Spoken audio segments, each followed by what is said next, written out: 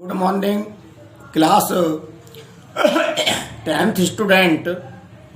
Today, 7 September 2020, on Monday. Today I attend Hindi literature गद्यखंड story book Kritika title George Pancham की नाक, lesson number 2 and written by Kamleshwar. इससे पहले मैंने आपको जो 4 सितंबर में ऑनलाइन क्लास दी थी, मैंने उसमें इस लेसन के जो एक्सरसाइज के क्वेश्चन थे 1-2 वो एक्सप्लेन किए थे। इसके बाद रियल में जो नंबर आता है वो क्वेश्चन नंबर 3 और 4 के इसमें 2 खंड हैं, कै और खे, इसका नंबर आता है। ये क्वेश्चन मैं बाद में एक्सप्लेन करूँगा। आपको इन क्वेश्चनों के आंसर की कॉपी भी भेज दूंगा और एक्सप्लेन भी कर दूंगा, परंतु आप फिलहाल इन्हें छोड़े रखिए और आज जो क्वेश्चन अटेंड करते हैं वो क्वेश्चन अटेंड करेंगे आपके क्वेश्चन नंबर 5, 6 एंड 7। इसमें इस क्वेश्चन नंबर जो 7 है बहुत महत्वपूर्ण है परीक्षा के दृष्टिकोण से, कई बार बोर्ड में आया है। तो थोड़ा सा आपको इस एक्सप्लेन को, और इस एक्सप्लेन को अगर व्हाट्सएप कॉपी भी नहीं भेजी जाती है आपके, आप बड़े बच्चे हैं तो बार बार वीडियो क्लिप चला करके या अपने फ़ोन में डाउनलोड करके वीडियो को आप बड़े ध्यान से सुन सकते हैं, बार बार देख सकते हैं, जिससे आपके मन और मस्तिष्क में आंसर बैठ जाए। तो क्वेश्चन नंबर जो 5 है आपकी बुक के लेसन नंबर 2 जॉर्ज पंचम की नाक का, उसमें लिखा है जॉर्ज पंचम की लाट की नाक को पुनः लगाने के लिए मूर्तिकार ने क्या क्या यत्न किए।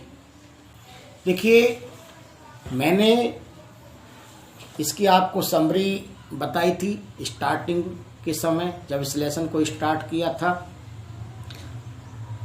तो जॉर्ज पंचम की लाट की नाक को पुनः लगाने के लिए दिल्ली सरकार ने मूर्तिकार को बुलवाया और उससे कहा कि पैसे की कोई कमी तुम्हारे सामने नहीं आने दी जाएगी। एक समिति का भी गठन किया गया, परंतु इंडिया गेट के पास जो ये जॉर्ज पंचम का जो स्टैचू लगा हुआ है, इसकी नाक टूटी हुई है। आपको ये नाक बहुत होशियारी से लगानी है, इसके मिलते जुलते पत्थर की व्यवस्था करनी है। तो मूर्तिकार का मन भी शेर हो गया। उसने कई ऐसे सार्थक और नर्थक प्रयास किए, उनमें मूर्तिकार जो है हिंदुस्तान के जितने भी पहाड़ी क्षेत्र थे, चाहे वो आपके कश्मीर प्रांत के हों, चाहे वो हिमाचल प्रांत के हों, चाहे वो उत्तराखंड प्रांत के हों, जितने भी हिंदुस्तान के आपके पर्वतीय इलाके थे, उन सब पर्वतीय इलाकों के पहाड़ों के पास मूर्तिकार गया और उनमें देखा कि कौन सा पत्थर है, कौन सा पत्थर एलिजाबेथ दी थी जॉर्ज पंचम की नाक में जो पत्थर यूज किया है उस पत्थर से मेल खाता या नहीं खाता है। हिंदुस्तान के समस्त पर्वतीय इलाकों के पर्वतों पर जाकर के उसने खाक छानी, परंतु जॉर्ज पंचम की नाक के लिए पत्थर नहीं मिल पाया, क्योंकि उस पत्थर से किसी भी पहाड़ी क्षेत्र के पत्थरों का मिलान नहीं हो पाया। वो पत्थर विशेष क्वालिटी का था जॉर्ज पंचम की नाक। वहाँ से वापिस आ जाता है। इसके बाद में मूर्तिकार जो राज्यों में प्रख्यात नेताओं की मूर्तियां लगी हुई हैं, पत्थरों की बनी हुई स्टैचू हैं, उन्हें देखने के लिए, उनके पत्थरों से मिलान करने के लिए समस्त राज्यों का भ्रमण करता है। उन राज्यों में लगी पत्थर की नेताओं की मूर्तियों को देखता है, उस पत्थर का अवलोकन करता है और जॉर्ज पंचम की मूर्ति में जो पत्थर लगा था उससे मिलान करता है, परंतु वहाँ से भी उसे निरस्ता हाथ लगती है और वहाँ से भी खाली हाथ लौट आता है। इसके बाद में मूर्तिकार बिहार सेक्रेटरीट के सामने जो सन 1942 ईस्वी में बच्चे शहीद हो गए थे, उन बच्चों की मूर्तियों को देखने के लिए भी गया, परंतु जॉर्ज पंचम की नाक के पत्थर से किसी का ना मेल खाया। और जॉर्ज पंचम, दूसरी बात ये, जॉर्ज पंचम की नाक इतनी छोटी थी कि उससे समस्त जितनी भी स्टैचू, पत्थर की मूर्तियां बच्चों की हों, चाहे वो नेताओं की हों, चाहे वो किसी की भी हों, तो वो जॉर्ज पंचम की नाक उन सब नाकों से छोटी। और अंत में आपने कहानी का एंड भी सुना है। प्रयास में ये निरर्थक प्रयास था, ये बेवकूफ़ी भरा एक मार्ग था जो मूर्तिकार ने अपनाया, क्योंकि जहाँ पर निरंकुश शासन प्रणाली हो वहाँ पर सब कुछ संभव है। और एक बच्चे की जिंदा नाक उस मूर्ति पर काट करके लगा दी गई, जिससे उस दिल्ली सरकार की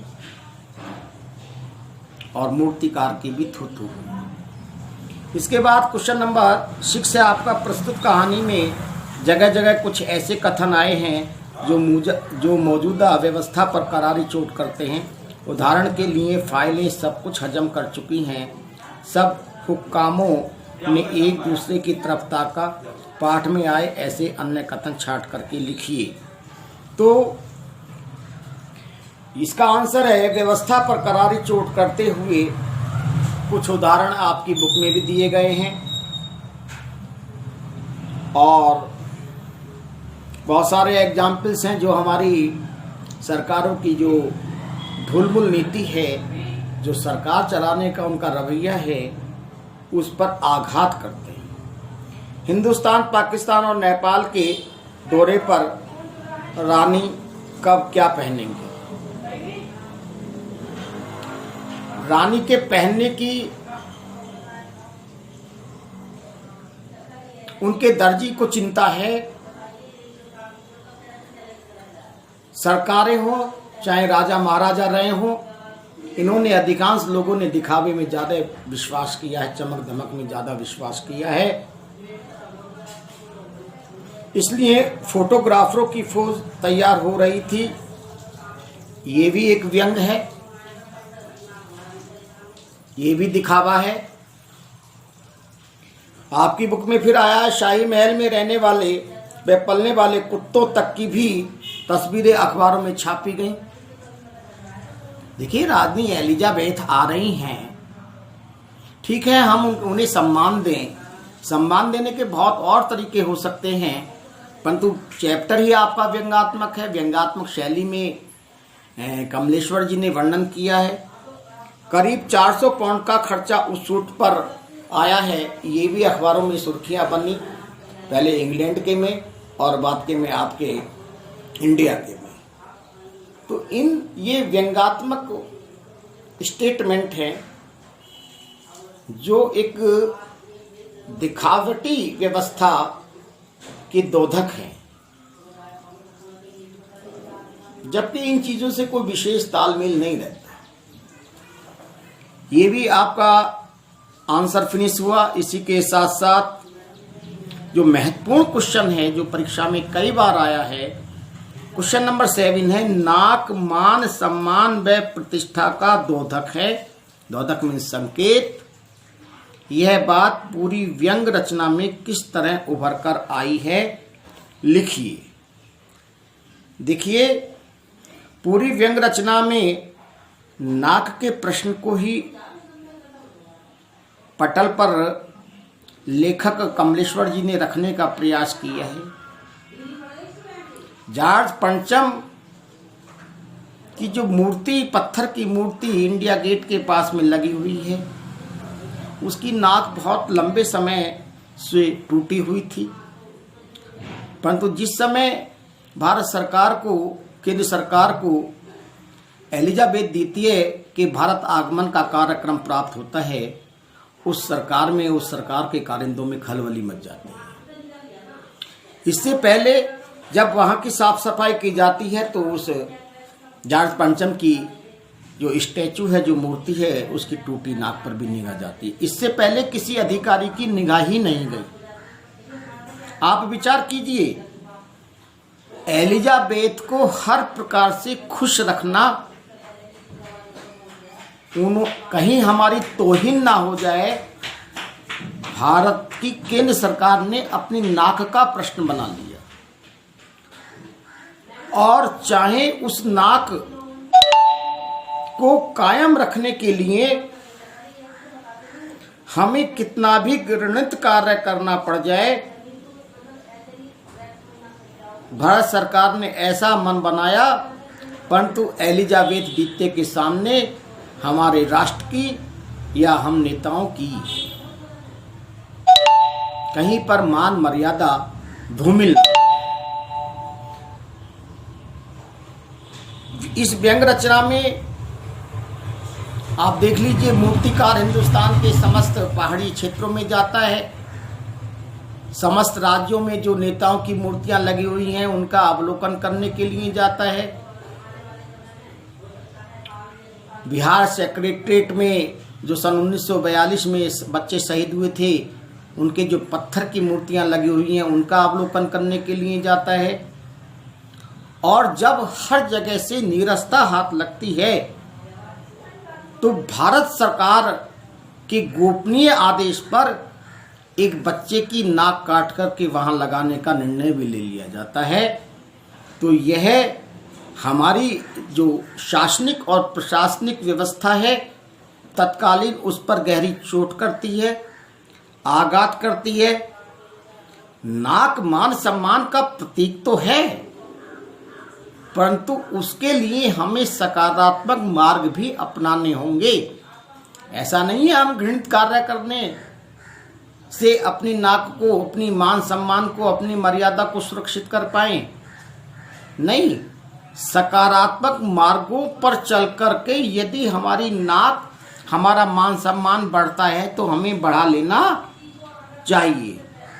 नाक मान सम्मान का द्योतक तो है, पूरी सरकारी मशीनरी परेशान हो जाती है।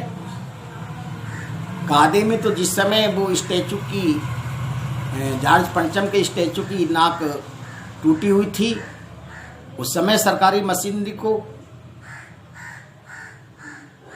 महानगर निगम दिल्ली को सोचना चाहिए था, परंतु उस समय गौर नहीं किया और बाद में उसी नाक का प्रश्न बना लिया।